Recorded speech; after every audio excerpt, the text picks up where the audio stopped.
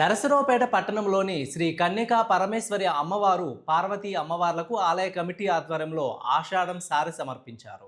ఈ కార్యక్రమంలో కమిటీ అధ్యక్షులు కొత్తమాసు మెహర్బాబు, కార్యదర్శి వెంకట లక్ష్మీ ప్రసాద్, కోశాధికారి వెంకటప్పయ్యతో పాటు మహిళలు పాల్గొని ప్రత్యేక పూజలు నిర్వహించి అమ్మవారికి ఆషాఢం సారె సమర్పించారు.